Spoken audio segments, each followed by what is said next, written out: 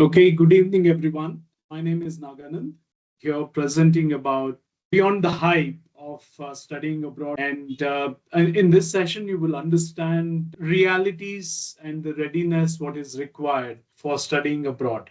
We will, open for questions at the end of the session. But in the meanwhile, if you have any questions, please do comment in the chat, and we will respond to each and every of your questions at the end of the presentation. I'll again introduce myself. I'm Naganand, and I'm the education consultant with Scoutabroad. Scoutabroad is a brand of Hyphenex, and we have our office in Bangalore. And today we are going to discuss a little bit about generally in terms of the awareness when it comes to higher education in abroad. I come across a lot of ads, social media content, even the newspaper information and news online about various things about studying abroad, the challenges students face, and some of the misinformation which is there. We see a lot of things around that. What we thought is we will address these kind of issues or provide you with clarity in this session. And this is purely to generate the awareness for people who are looking to study abroad and or even may not be even you might have not been considering also, but this would be an information which you can use to not just studying abroad but also make decisions in terms of whether what kind of a higher education you would like to look at, what are the differences when it comes to studying your masters or your higher education in India, and what kind of academics you will find here, and what would be the kind of academics you will see in abroad. As I said, there is too much noise, too much information which we have, an information overload, which I would say, when it comes to study abroad. But however, there is a far little clarity when it comes to what are the actual reality in the ground. And this is not a small decision, isn't it? Studying abroad or doing a higher education is not a small decision. It has a lot of impact on money, on your mindset, and overall in with respect to your future. And what we will not be covering here is we will not be doing any country specific information here. I might provide a few examples of how it would be on the country, but we are not going to do any kind of promotion with respect to a university or a country. We are not talking about any kind of immigration shortcuts. Okay, there is nothing like that here. It will be purely, awareness generation and ensure that, you make the right decision when it comes to whether if you want to study abroad or whether if you want to stay in India, have got an understanding by the end of the session. I think this session would have worked. As I said, there is a lot of noise and there is very little of reality. We see information online such as study abroad for free, your tuition fee. There is zero tuition fee. Earn while you learn as well, and there is guaranteed jobs and permanent residency. A perfect, you will see a lot of perfect lifestyle reels from various people who are abroad, and it's as simple as any other social media content which we see nowadays. When we look at social media, everything looks perfect there. Everything looks so nice, so rosy, but the reality is far from it. What you actually live is you go through a lot of academic pressure, financial stress, because a lot of people would have taken so much of education loans, and that stress itself causes pressure on academics as well. And it's not as easy as what people say. Part-time jobs while you're learning, you have to be prepared well for that. And how do you prepare for that? We will talk about this in the coming slides, or while we discuss further, I will discuss with you on that. And there are also challenges when it comes to homesickness, loneliness, because you're in a whole together a new world, new country, where you're not accustomed to those customs, the lifestyle. So there will be a lot of adaptation which would be required, and it is not so easy as how it is being painted online on the social media and things like that. And even I would have to say that when we are also doing some marketing promotions and things like that, we also put these kind of, statistics in terms of, you can get a job, part-time job, and you can earn up to about 15 euros or $30 and things like that per hour. Yes, it is a reality as well. But to reach there, there is a lot of things which you need to do as well. So we will discuss those things in the coming slides. What is the biggest difference when it comes to India and studying abroad? Why so many students, or in the recent time, there is quite a few number of people who are going abroad and doing their higher education. Why is that? What is the reason? And also, there are success stories. There are also stories of people coming back after they have completed their education, and also people coming back in between their education, in between their semesters as well. There are various stories which are available. But what are the primary differences, or what is that academic shift which is there? We call it, if you are a topper in your class, almost equal to you can survive anywhere in the world. It's actually a myth. Why? Here it is. There is a lot of difference when it comes to how learning happens in India or when compared to abroad. In India, we have a lot of structured curriculum, clear syllabus, exam preparations. Everything is, teacher-led or faculty-led programs. Whereas in abroad, it's open curriculum and flexible learning paths. You can actually work with multiple streams. You can actually learn multiple streams when it comes to education. Professors or faculty or teachers, they are just facilitators. They facilitate your learning. They provide you a platform where you would have to do all the initiatives. You would have to take all the initiatives to learn. If you're someone who is, who needs a structured, step-by-step approach, you might not get that while studying abroad. How things are assessed or how grades are given is also very different. When it comes to India, there are a lot of tests, exams, and a lot of things happens from memory, accuracy, and whereas with abroad, it is more about analysis, critical thinking, researching about the topics and doing various projects, different perspectives, to look at. There will be continuous evaluation. It's just not the exam which will evaluate you, the one semester exam or anything like that. You will be evaluated continuously about how you actually how you actually perform. In abroad, they value how you think, not just about your remembering. When it comes to abroad, they give you a reward based on the ownerships, based on the initiatives what you take, and students generally are responsible for the outcome, and it is led by students itself, whereas in India it is led by teachers. And this is the primary difference where most of the students find it difficult to adapt. If you are in a fixed mindset that somebody is there to teach you, guide you continuously, that might not happen abroad.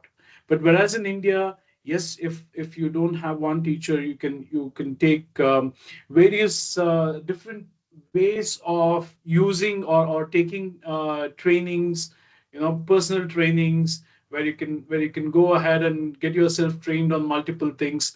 Whereas in abroad, it is all about experience, the experiential learning, self-directed learning is what stands out. And that's the big difference. And apart from all these, there is this invisible degree, what we call it. What is this invisible degree? A lot of growth happens outside of syllabus. And it is true anywhere, whether if it's India or whether if it's abroad. But what happens in India is that the Indian education system is nurtured in such a way that it is all teacher led, whereas and you're not so independent. You're dependent always on teachers, on the system which sets the benchmarks and standards for you, and you are also at the comfort of your home, where you don't have to do anything apart from your studying and other things. Lot of students do not do any household chores, but you are independent when it comes to being abroad. You have to do the cooking, you have to do budgeting, you have to do cleaning, and like how we get maids in India, you don't get maids so easily, or you don't actually get, household help at all outside. It's very expensive. You can't afford it at all. And you will have to look at how you ensure that you manage your time well, how you work on your energy, how you keep yourself fit to ensure that you are available for the long haul which is required. Working, studying, there are so many things. With all these, there is also this emotional realities which you would which you would be part of. Like, say for example, countries like Europe, where any European country for that matter, there is a lot of language dependency. If you go to Germany or if you go to Switzerland, you will have to learn multiple languages, and adjusting to that culture and the cuisine, what you would get there, everything is totally different. So you would definitely feel homesick. The initial 6 months, is very, very difficult. In fact, I have my colleagues also online here. When at the end of the session, they will be able to tell you as to how they have adapted, when they went to study abroad, and how they, overcame all these challenges. And that is what has made them successful today. It's there is no safety net outside. You don't have your relatives, you don't have your community to help you out there. You're all alone, and that is the biggest learning which will happen. And once you come out of that, you cross over that hurdle, and that's the biggest degree which you will get. And that's the growth, that's the real growth. And we will be talking, as I mentioned, about the realities of financial ROI. you know ROI goes beyond a job which you would get, or what kind of salary you will earn as soon as you complete your education. It is ROI when it comes to financial. It's not about what you earn, it's about how much you save and sustain. While being a student, it's so easy to be engulfed in so much of emotions and the cultural shock which you will be in. But the real, ROI is how you sustain this challenging time, and how much you save with whatever little, earnings or no earnings also initially which you will have. You know, and the biggest thing is about career. Okay, it's not about your first job. It's the direction of how your career takes, how your future shapes. You talk with your like-minded people, you build your network. You just don't stay in the comfort of your home community or people from India itself. Don't just stay back. People who grow when they go abroad, they don't just stay with their Indian friends only. They go ahead and they network with people. If you look at most successful students who have gone, we have a lot of success stories which we can share with you in the coming webinars, where we'll be doing also interviews with students who have been there, who have understood the cultural and the career landscape which is there, and they will tell you about what they have done to be able to take their career to the next level. And finally, there is also a personal return on investment as well. It's not the degree, it's who you become in all this journey, the kind of person who you will become, the kind of individual who will become, the maturity what you will get, the adaptability, the kind of patience you will come to come with. And you will be a whole new different person when you go ahead and get adapted to this new environment which you will be in. That's the actual return of investment, which we will be talking about, and we will be talking about this more also in our next webinars in the series of. We will be doing series of webinars on multiple things. If you have any queries, or if you would like to know about any particular things, like what kind of webinar would help you, please do mention it in the comments or in the chat section, or email us to as well, and we will conduct those kind of series as well. Now, when we talked about return on investment, we have to also talk about the cost. What's the cost? the true cost, not what is shown on the social media. There are a lot of big companies, a lot of prestigious companies also who talk about zero tuition fees and all those things. Yes, the tuition fee might be zero in certain countries, but there will be some small fees as well. That is your semester fees, your transportation fees. And the visible cost is the living expenses, which is the biggest one of all. The countries which we go, which we plan to study, where there is a huge difference when it comes to our currency and their currency, and the living itself takes a huge hit when it comes to our budgets, and that's where the biggest cost happens. And there are a lot of hidden costs as well.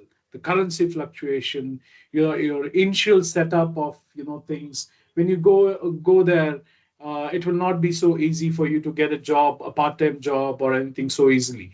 It will be difficult for you to, sometimes you miss a bus, and you might not get down in the stop which you have taken the ticket for. Then you will have to spend an additional money. And there are some emergencies as well, because you're going to a new country. The climate would be different, the food would be different. So there will be certain emergencies. For that, you always have an insurance as well. You would need to take an insurance when you go abroad, a health insurance, which is mandatory in most of the countries. And the traveling cost, the cost for travel, and if you want to visit some places over the weekend, even that would cost. And the hard truth about the financial stress is a huge burden, especially when you don't plan it properly. And if you don't plan it properly, the financial stress can actually kill your academic performance. You'll be so stressed about finance that you will not be able to focus on your studies at all. And that's the hard truth which is there, which needs to be mitigated with a well planned, outcome. And we are here to support you in terms of how you can plan. If you would like to know more about it, you can reach out to us, and we will be able to help you as to what's the best financial planning which you can do, and how you would need to, if you're planning for higher education in the next 2 years.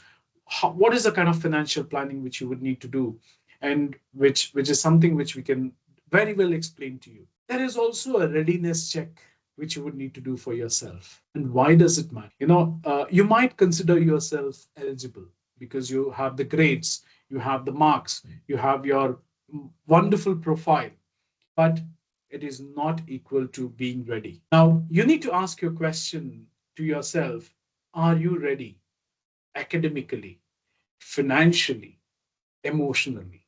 These are the three important questions which you need to ask. Why is that? Because if you need a constant direction when it comes to academics, you will struggle abroad because there is no constant direction. It's all self-learning. Okay. And most of the countries abroad, education system is such that you will have to take initiatives. And that's the biggest challenge which students from India would face. And if you are able to work through that, and if you have done that while you're studying here, I think you will fare exceptionally well. Financially, money dominates anxiety of your daily life. When that happens, your learning suffers. So are you ready? Have you planned your financials properly? That's a question which you need to ask. And if you have not, still it's okay, you can still plan. And as I said, we are here to support you. And the third important thing is, are you ready emotionally? A lot of students I have interviewed or I have spoken to, they say that the Indian education system is not so great, so I'm trying to go away to study abroad. But if your actual motive is to escape from this education system, then that anxiety or the challenge will follow you there as well. Because yes, there is a challenge when it comes to the Indian education system, but it is not with the academics itself. It's because of the population, the kind of universities we have. But if you are a student who can take learning initiatives by yourself, I don't think you will be challenged with respect to that. That should not be a problem for you, even in India. And if you have done that here, I think you will do exceptionally well in abroad as well. So these are the three questions which you need to ask yourself. Am I ready academically? Is my family ready financially? And am I ready emotionally? If you are able to answer these three questions, and if you do a readiness check with these three questions, I think you're good to go. Okay, now there are, as I said, there are a lot of students who have been from here to various countries. Some people have thrived, some people have struggled. Why? Isn't the education system same there? People who have gone there, they have gone to get a better education system, isn't it? Then why some people have struggled?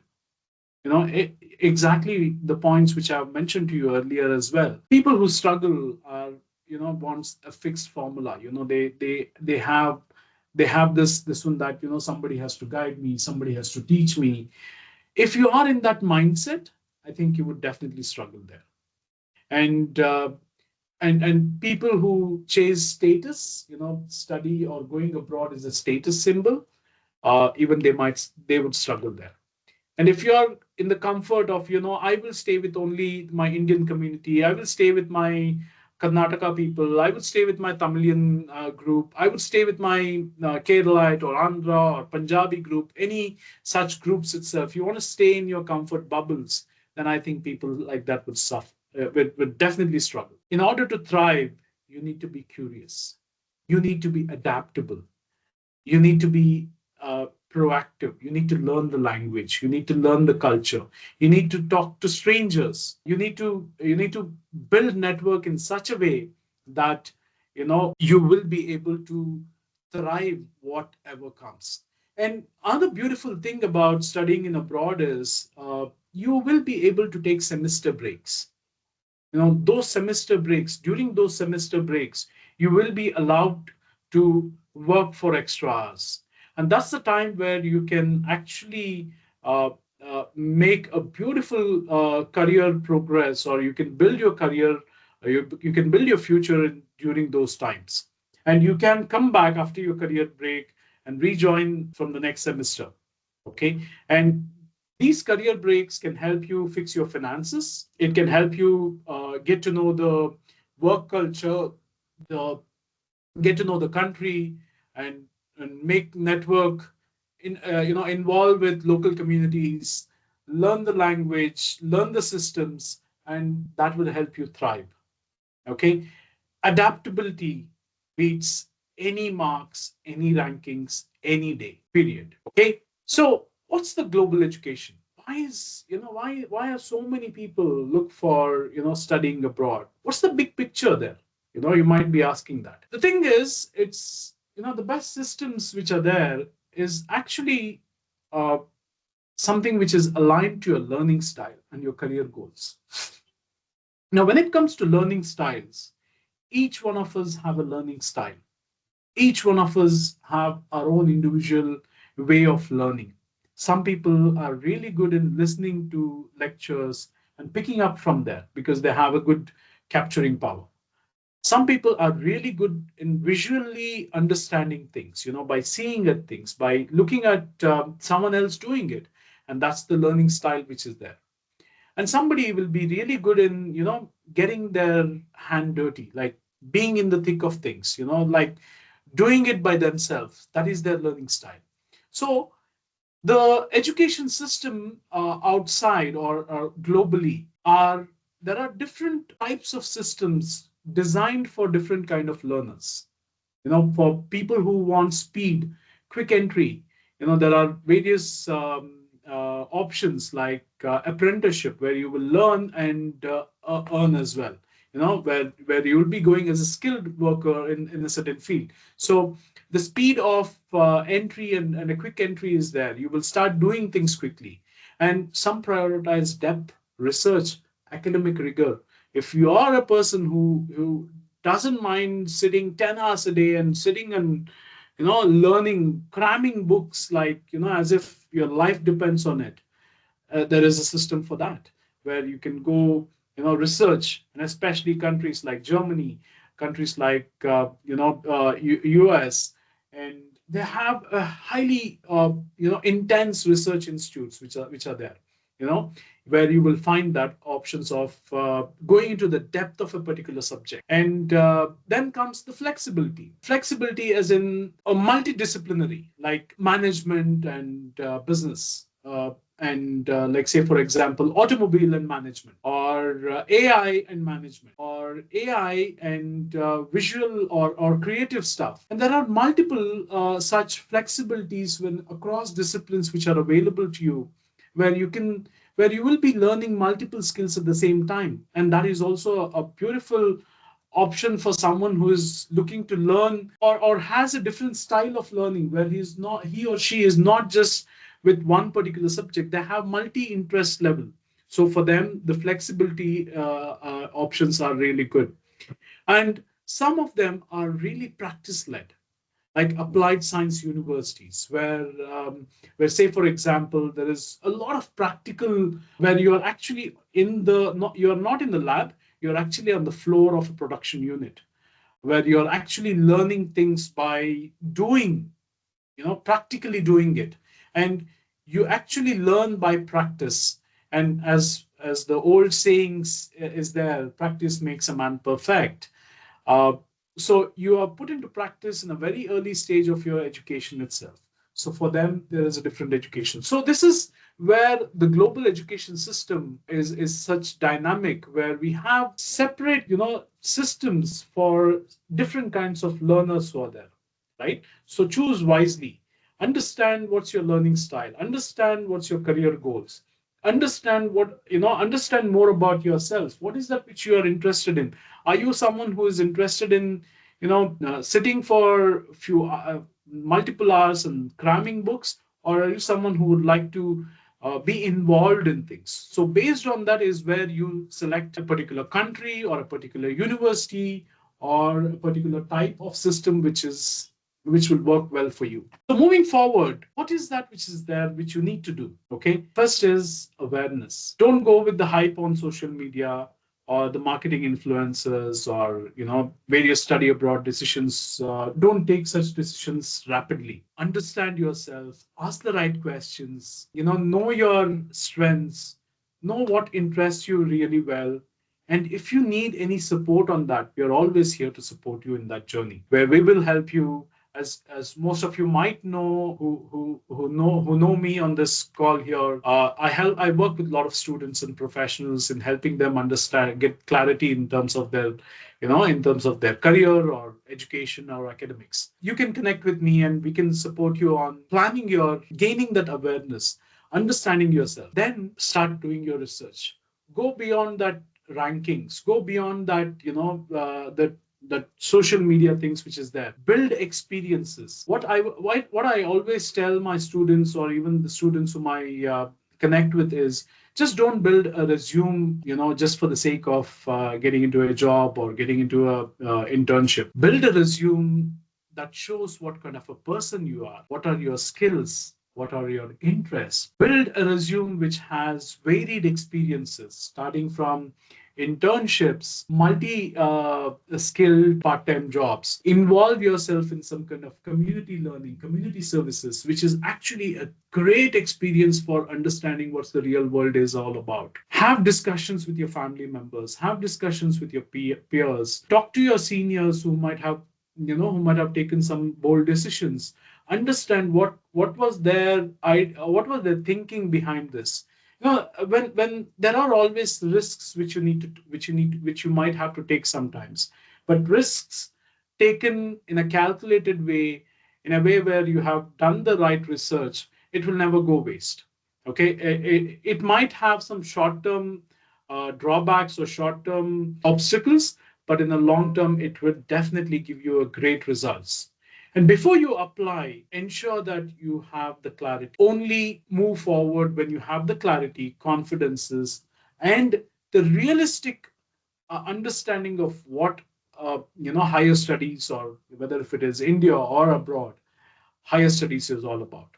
Don't do anything in urgency, because it would never work out very well. So the key takeaways from here is what are the things which is important for you. Critical thinking helps. Discern the facts from the hype which is being shown to you. Understand, make informed decisions.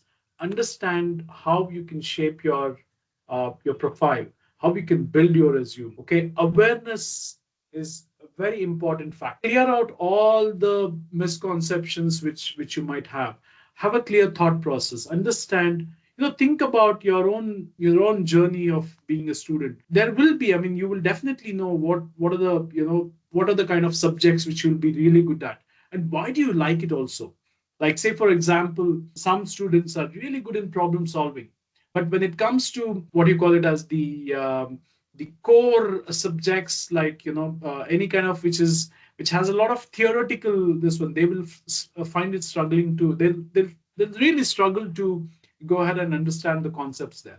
So understand, have an awareness, and gaining insights is very important to identify what's the realities, what are the trends which are there in the industry, what are the kind of how the industry is moving, how the career landscape is there. You might be hearing a lot about AI, and a lot of people ask me questions in terms of, is AI going to kill jobs? It is taking away certain level of jobs, but it is also providing a lot of new jobs as well. I'm also using AI. I'm not so great with coding and all those things, but I'm also using AI for various things. If you would like to understand what are the different landscapes, which is there in the industry, understand the realities, understand what are the trending topics, and empower yourself with the right knowledge, right? And that's the key thing. Now, with that, open up the Q&A session, so you can unmute yourself and ask any queries or any questions which you have, and I would be happy enough to answer all your questions. Okay, I have Jaishankar Sethi, who has asked me, from geopolitical perspective, which country is feasible for automotive engineering? Yeah, it's a good question to begin with. So to answer Jaishankar's question, generally when it comes to automotive industry, the European markets have always dominated because of the kind of engineering and industries which are there. But however, even countries such as America, and even for that matter of fact, Japan and Australia also have a good. Australia, not so much, but definitely Germany and European countries, Italy, these are all really good in the automotive landscape. I hope that answers your question, Yeah. Jaishankar. Yep. Thank you. You're welcome. So, anyone else have any questions? Okay, there are some poll questions which have been also shared. So please, if you have any specific answers to this, have you understood this clearly? Do you need any more clarity so that we can come up with the next webinars with even more information, providing you the right details and so on. So I also have my colleague here, Anil from Switzerland. I do not know whether if he's available to talk. I would like him to also share some of his perspectives, a short perspective about education in general, and having gone from India and studied and also working in Switzerland. What is it about? Anil, would you like to share something? Am I audible? Yes, Anil, now we are audible. So, Yeah. Anil, if you could just give a brief, intro about your own journey, I think people will relate to that. Yeah, sure. I can give a quick intro about myself. So my name is Anil, and I'm basically from Tamil Nadu, from a small town called Osu. I moved to Germany for studying masters in the year 2014, and I did my masters in software engineering, and continued to work for 3 years after completing my studies there. And then I moved to Switzerland. Almost last 3 years I'm in Switzerland now. I'm working for a bank, a private bank. So if I reflect into my journey, yeah, the times when I came to Germany is totally different now. It has changed a lot in different perspective in terms of education, in terms of geopolitical things, in terms of economy. So there is a lot of things that has transformed. It is a huge transform, in fact, after COVID. You know, Um in generally at the moment with the geopolitical tensions happening around the world, every country is very hard to choose now. Every country is closing the doors. Every country wants to make it more competitive, and especially when US the main country that people used to go, and then when they stopped, taking the migrants, even if you're coming in a legal way, the transformation is much that other countries can't handle such numbers, and that brings into a very highly competitive now. So even, for example, getting into Germany now, it's become very hard now, very hard. Even you have a good profile, and then your application process, it's very important how you process it.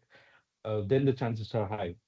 But when I was applying, for example, in my times, I usually, when I apply for 10 universities, I used to get 6 admissions very easily from my bachelor degree from IT. Yeah, and also getting a job was cakewalk.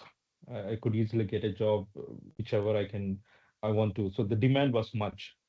But if you look in the last 1 year, the transformation in many fields, not just IT, and also in automotive sector. The question was someone asked about which country, with a geopolitical perspective, which country is good for the automobile sector. It is also in the transformation phase. Germany was one of the biggest good destination for moving to for automotive sector. It's still good because they are investing much on the innovation. People are moving to electric, and they are getting rid of diesel engines. So this has an impact on the job market, but that doesn't mean the automotive sector is completely stopped. The research still will go on, the engineers will still need it, but you have to choose the right program, right university, and right career path. That is more important, and that's where you really need consultation on. You need to really talk to your peers, like Naganand mentioned. You have to speak to the people who are facing the reality, okay? Because the things have changed a lot, and yeah, so even for if I want to choose a country for automotive sector right now, China is dominating in the world in electric market.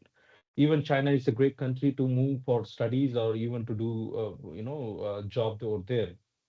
um, but the options or limitations are much high to go to the China, and that's why people used to go to the English speaking countries like US and Europe. If you choose Europe, Italy and Germany. Germany is always in the top.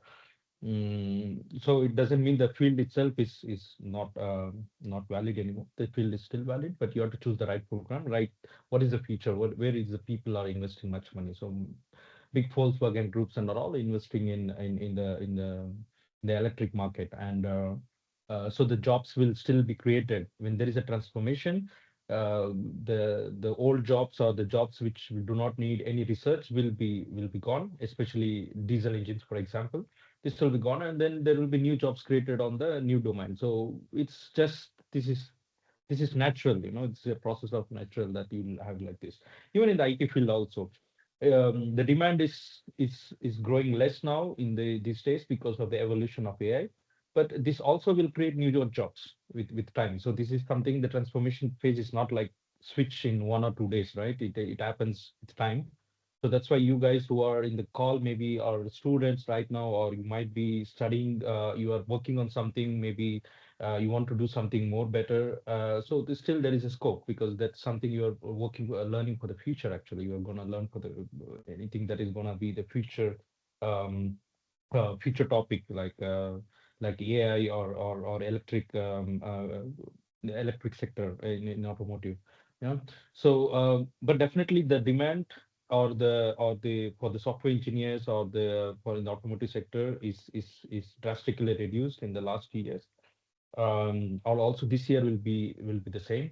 But you always have to think about the future. That is more important, because it's not going to replace software engineers just in 1 or 2 years. It's not going to happen like that. It may take a decade, or maybe 20 or 30 years. Then we may not need a software engineers. That will be a point we may reach. But right now, it's not something we should panic. But we should be really we have to really understand where the market is now. That you can understand by looking into the job markets around the world. Where are the people, or where the industries are hiring, and then you have to choose the relevant course so that you'll be fitted to the job after studying. Okay. So this is a really kind of a very important topic this time in the current times, that you have to choose really the right things, that what you want to do for the future. Um, Even my career, my journey is no more valid now, to be honest. This my journey was very easy. I don't have much challenges I can share, but it was a easy, smooth journey I had in my life. Uh, And if you ask me about my future, what will be the scope in my job, for example, this is also uncertain, but we have to adapt actually. So whatever is Yeah. happening around the world, we will be able to adapt it. That's the only solution. But we should not panic for the uncertainties, because this is same when during the COVID also there was become an uncertainty panic around the world. What is the future and so on. But it also created new opportunities. The market has completely transformed after COVID. Yeah, so we have to always think positively. We are because the world economy will not survive without being working or without engineers. This is not going to be possible. That is not the goal of it. Also, the business needs to be generated and engineers needs to be created in the newer fields. That's it. It is just going to be in that aspect. We have to be really prepared for that, and then it will be all right.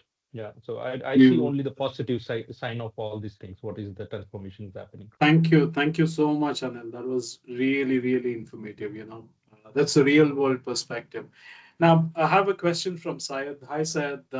So, which countries are best pursuing in masters in industrial engineering? To answer that, Syed, there are the top countries always when it comes to industrial engineering or IE is has been the Germany or USA, Canada, and even for that matter of fact, the Netherlands and Ireland as well, because a huge industrial, hubs, which we would call it. However, yes, when it comes to the best fit kind of scenario, it's always Germany, and when it comes to opportunities kind of scenario, it's always US. But at the same time, it's the highest competition as well. And yes, these are generally the best countries. But yeah, it all depends on what is that which we want to. I think you are asking this question from the perspective of your son. So yes, it is all about how we want to build our profile, and once we build our profile, what is that which we want to do, or where do we want to go in once we have identified that. I think then we need to do the research. As Anil said, you need to research about where there is a lot of hiring, what kind of sectors are moving. Based on those things, I think we need to do the research and then understand which country would be the right one for me to pursue my education. I hope that addresses your question, Sahib. And So also give some thoughts on that for industrial yes, engineering, Anil, especially. that'll be So if you valuable. see, like, if you go back to history, the industrial era is always started in Europe, industrialization itself. And then the China took over the industrialization more globally. And also India is now also doing good. It is also transforming in that, investing much on the industrialization. But when it comes to studies or job opportunities, when it comes to Europe, mainly we are talking mainly about Europe since we are living here. Germany is still the strong engineering reputation.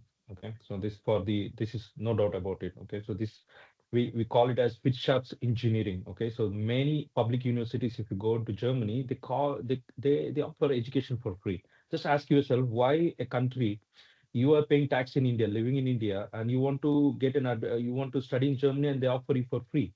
So if you ask the question about this question, why they are offering for free or even a low tuition fees, the biggest reason is they have the strongest engineering traditions globally.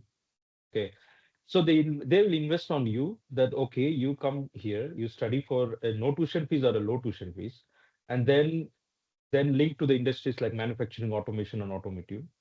And then there is high demand for engineers here because this is where the reputation for Germany is known for. Yeah, and this is definitely the best if you want to choose affordable, high quality technical education. Yeah. Obviously, India is behind on this when it comes to the industrialization. So that's why when you study here or you do a job here, you'll be definitely ahead of for the future. And we are talking about Industry 4.0, and mainly jobs in manufacturing, automotive, and logistics is pretty much high in Germany. Um, Only thing you have to understand when it comes to the downsides of this countries, Europe, is that they are very the language wise. When it comes to language wise, they are very most of the programs require German language skills, especially in the manufacturing fields. Yeah. So even if you find a course in English, you should be able to work here in German language. So you must learn German if you want to live in Germany for job opportunities. And also some bureaucracy process that might be very new to us. It can also make you slow, but these are potential downsides of it. But in overall, if you see that in entire Europe, Germany still holds the strongest position. This still holds the highest GDP per capita in terms of in manufacturing mainly. Also, I live in Switzerland. I also see this. This is also more for the industries as well. They have very good applied engineering and strong industry collaborations. However, the getting into Switzerland is slightly harder than Germany. The reason is that Germany is pretty much open to the world to study and then get a job. But Switzerland, as it's a small country, so they always have a limited entries to get into the country. So that's something downside of it. And as Nagaraj mentioned, Netherlands is definitely a good one as well because of the many industrial engineering programs. You have to look into colleges. For example, if how I see how the job market is good in Europe. So if we look into the Netherlands, if we see the university programs, they offer many industrial engineering programs taught in English. So this means the industries are pretty much high in the Netherlands. So that's why the programs are more, and that's the country you should choose. And if they don't offer much industrial engineering programs, then this means there are much less industries and the opportunities are pretty less. That's it. And always the top two or three, if you take in Europe, I think Germany, Netherlands, Italy, and France will be always in the top four. And I think if I have to choose one of them, then Germany and Netherlands always will be in my priority list. Oh, that's really informational, Anil. Thank you. Everyone had a knowledgeable session, or I hope for whatever the intention which you had come with to the to this webinar. I think you have been able to get some information, some valuable information on that. And yes, please do get back to us in case if you need any further information, or if you're looking for any further specific information with respect to countries. And we are currently only supporting the European region. But however, I'm happy to answer your questions or happy to take any kind of questions related to your study abroad journey and what kind of research needs to be done and so on. And if you want us to help you prepare for that, I'm happy enough to do that.